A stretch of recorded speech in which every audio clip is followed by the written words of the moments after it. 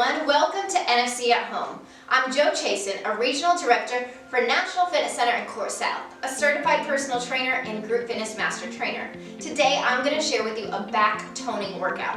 And the great thing about this workout is not only is it going to focus on part of your back, but it's also going to help activate other muscle groups as well. So let's get started. We're going to begin with our feet underneath of our hips, hands behind our head. These are called prisoner arms. You're going to lean forward, flat back, and then stand tall. This is called a good morning. Good morning is a great exercise for a warm-up, and it's really great to perform with just body weight. No heavy weight needed yet. You're gonna feel a nice stretch in the hamstrings and the glutes. It's good for your lower back's range of motion, strength, and of course for that posterior chain. We're also helping to increase our body awareness as we try to focus on great posture and form. That's it for your warm-up exercise. So let's go ahead and move on. Our next one is going to be a suitcase deadlift. So we're going to start off with a low intense option. So try to find some things around your house to use. A nice long stick. So today I have a broom. If you can find a broom or a mop, that would be great. You're just going to set it down on the floor beside you, laying parallel on the ground. You're going to hip hinge, squat down, grab that broomstick, and stand up. So you want to hinge forward just like a deadlift, but also bend the knees a little bit like a squat. The motion is down and up. Slight tip forward from the hips, but maintaining the nice long spine. Great for working that range of motion, not adding any weight to our training yet. Nice functional movement. This functional movement is going to increase your ability to perform daily tasks. Great job. Now we're going to take it up a notch. We're going to do the same suitcase deadlift, but with some weight. So I have some dumbbells here. That dumbbell is going to be down on the floor beside you. Drive out of your heels and rise. Down and up. Similar to picking up a heavy suitcase. Shoulders are away from ears. Nice long spine with good posture. And our knees are behind our toes. The reason that this is going to be so challenging is because you're only holding the weight on one side of your body. And that's going to make your body limited to one side. So you're resisting the lateral flexion when you're lifting up the weight. Nice work. Let's try our next exercise. It's going to be the bent over row and also a single arm row. So we're going to try to get creative around our house. Whenever we're not in the gym and we don't have all the nice fancy tools and equipment, you really have to get creative. So if you don't have any dumbbells or barbells at home, maybe you can find a backpack or a duffel bag or a gym bag around the house. Go ahead and find some items, anything you want to fill up that bag with. Plant your feet underneath your hips. Hip hinge forward, long spine. You're going to drop and pull. Drop and pull. Elbows facing the rear. You're working your back muscles and you're helping to improve that muscular strength and endurance. Endurance coming from trying to reach 10 to 12 reps and doing it for several sets in a row.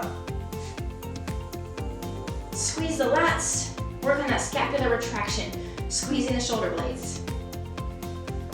So that's one option. Another one is going to be the single arm row.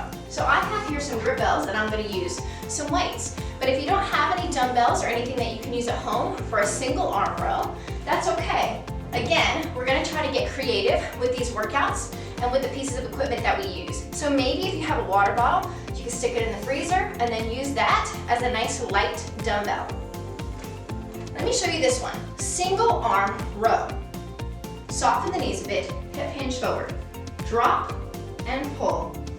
Drop and pull. At the top of the movement, really squeeze the full upper back. Contract the lats without breaking your hip angle. You want to make sure that hip angle always stays the same, and we try not to break it.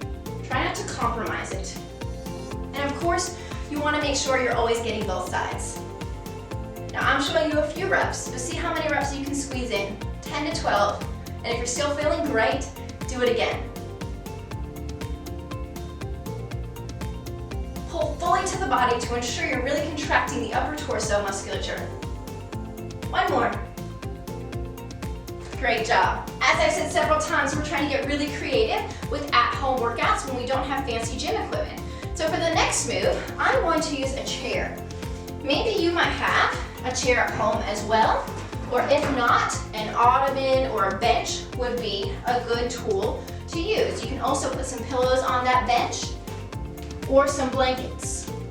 But we're gonna do another back exercise now where you're lying down prone on your stomach. So carefully find a sturdy chair, try to lay down on that chair.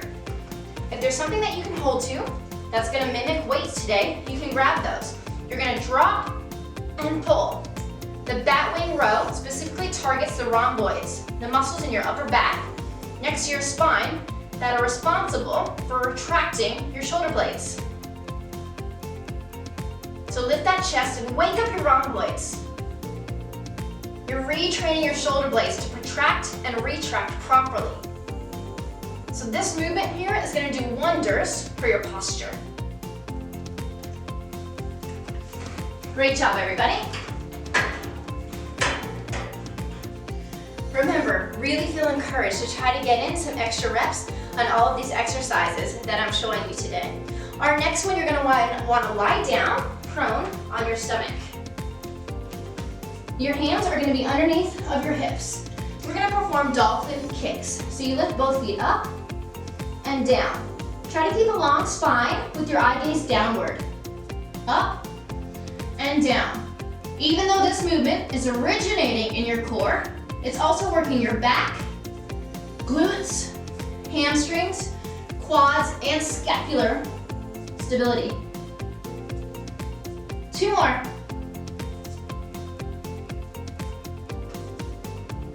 Great job. Stay right there, but this time you're going to lengthen your arms out in front of you. We have back extensions. You can perform these with your arms lengthened out or your fingertips to your temples. Lift the upper back up and down. It's okay if your range of motion is really small. You're building a stronger back and a back that has more endurance. I always love to show back extensions because it's really important for the prevention of back injury. Two more.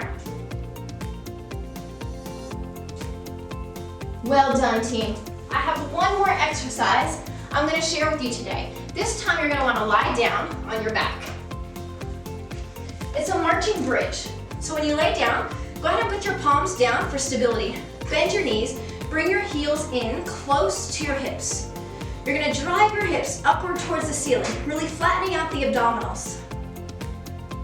You want to feel a little push through your heels down into your floor. Shoulders are away from your ears. You're going to lift one knee up and down, nice and controlled, and then go ahead and alternate.